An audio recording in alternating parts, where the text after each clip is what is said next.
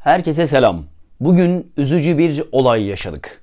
Psikodestek alan bir kardeşimizin intihar ettiği bilgisiyle maalesef ki sarsıldık. Allah yattığı yeri nur etsin. Bu arkadaşımıza konulan tanı eziklik psikolojisi. Kendisi direkt arkadaşımız değildi. Ancak Facebook üzerinde yaklaşık bir yıldır tanıdığımız bir dostumuzun kuzeni olan ve yaşı da henüz 21 olan genç bir kızımız.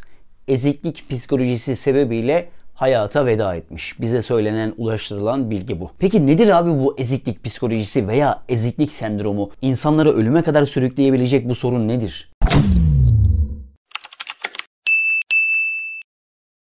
Aslında eziklik psikolojisi bana göre iki sınıfa ayrılır. Birincisi pasif eziklik duygusu, ikincisi aktif eziklik duygusu. Dışarıdan bakıldığında ikisi de tehlikelidir. Ama pasif eziklik duygusunun tehlikesi kendinedir, özünedir. Bunun tam aksine aktif eziklik duygusunun tehlikesi ise toplumadır, etrafındaki insanlaradır. Önce pasif eziklik duygusundan bahsedelim biraz.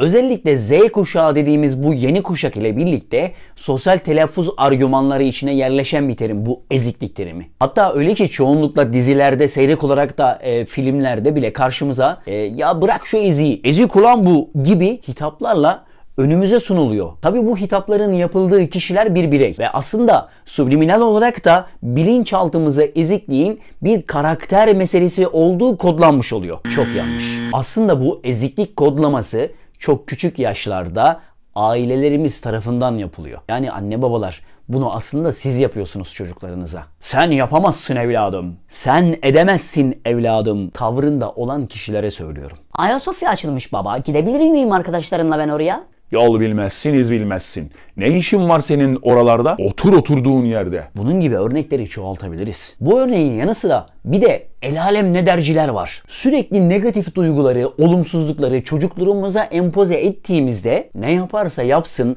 başarısız olacağı düşüncesini bir zaman sonra o birey kanıksıyor. Ve artık hayat felsefesi haline geliyor. Mısır piramitlerinde gezi var kanka. Yok abi ya ben gelemem. Siz gidin. Niye gelemiyorsun? Ya işte ben yapamam ya. Siz gidin. Ben alışık değilim. Başka yerde uyuyamam. Ya işte yapamam yani.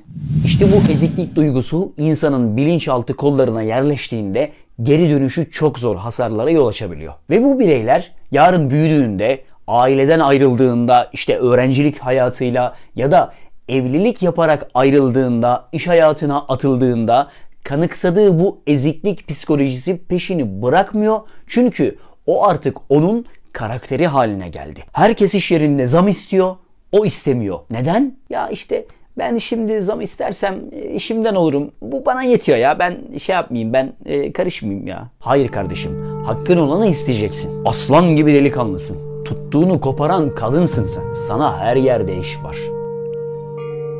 Eziklik psikolojisi yaşayanların büyük bölümünde ben yapamam, ben edemem, ben başaramam mazeretlerini görebilmek mümkün. Eziklik aynı zamanda aşağılık kompleksi konusu ile de büyük ölçüde benzeşiyor. Nasıl benzeşmesin ki? Ya hocam harika bir makale yazmışsın. Gerçekten takdir ediyorum seni. Muazzam detaylar işlemişsin. Ezik karakter veya aşağılık psikolojisi taşıyan kişi hemen şöyle söylüyor.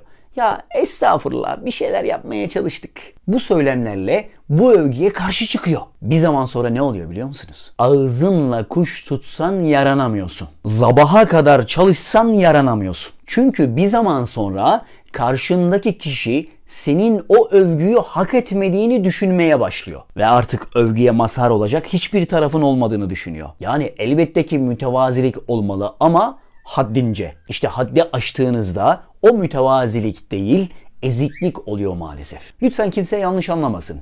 Ama eziklik duygusuna sahip kişiler potansiyel olarak sömürülmeye en yakın ve yatkın kişilerdir. Malumunuz günümüzde insanları kullanmayı seven negatif karakterler var. Sizin pozitif enerjinizi sömüren canavarlar var. İşte eziklik duygusunu taşıyan kişiler bunların doğal hedefi haline geliyor. Çünkü eziklik duygusu yaşayan kişilerin en büyük özelliklerinin başında konuşma yetilerini köreltmiş olmaları gelir. Dilini mi yuttun hacı abi ya diye sorsanız bir ortamda ya siz ne diyorsanız öyle olsun diye cevap verir. Kendi fikrini beyan etmekten çekinir.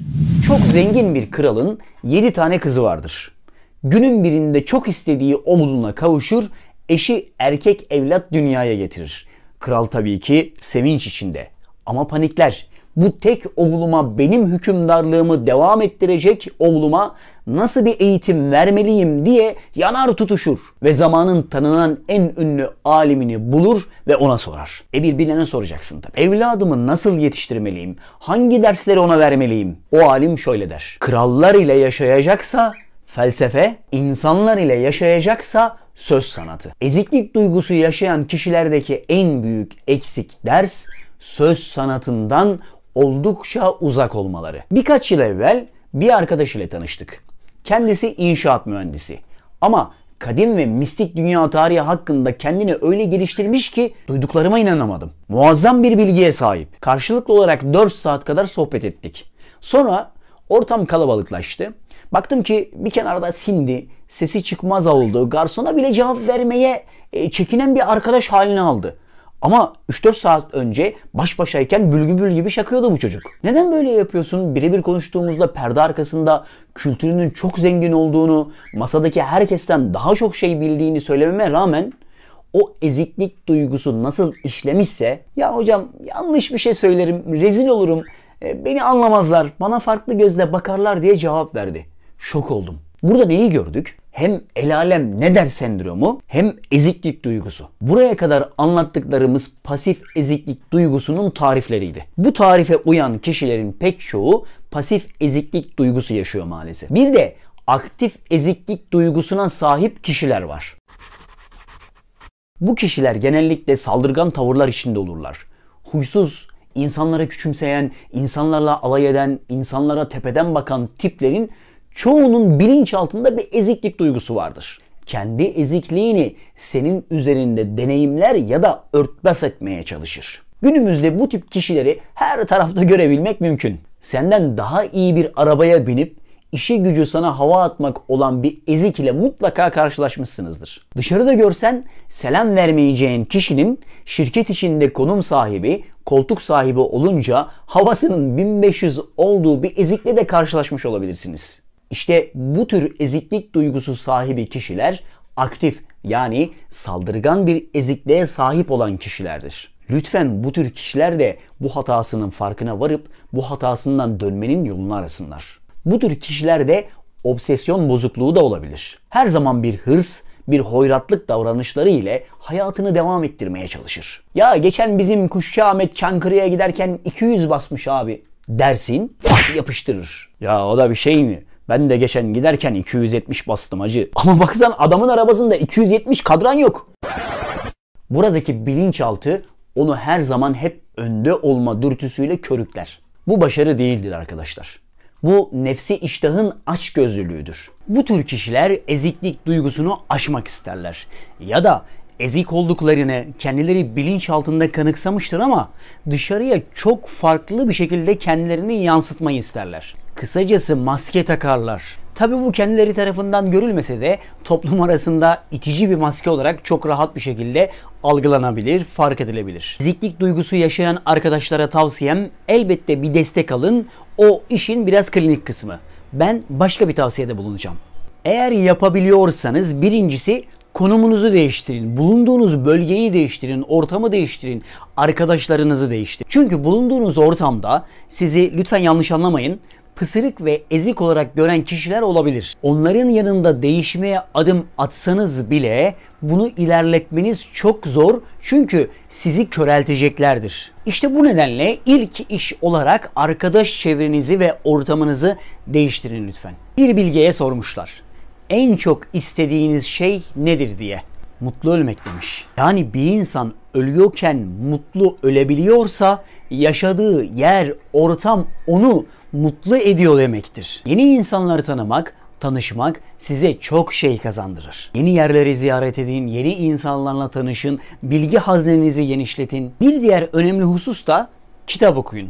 Ama bu okuduğunuz kitaplar roman ve başarı kitapları olsun ağırlıklı olarak. Seçtiğiniz kitaplara da çok dikkat edin. Seçtiğiniz kitaplardaki karakterler de eziklik psikolojisiyle donatılmış karakterlerse onda da kendinizi bulacağınız için içinden çıkılmaz bir hale sokacaktır sizi. O nedenle seçtiğiniz kitaplar çok önemlidir. Unutmayın, annesinden doğan bir çocuk eziklik duygusuyla doğmaz. Anne, baba, aile, öğretmen, arkadaşları, bilimum çevresi ona bu duyguyu empoze eder ve o da bilinçaltıyla bunu kabul eder ve sonra hayatına yansıtır. Unutmayın, kurtuluşun kapısı sizsiniz ve kurtuluşun anahtarı yine sizde. Eziklik duygusu üstesinden gelinmeyecek bir durum değil. Pes etme, başarabilirsin.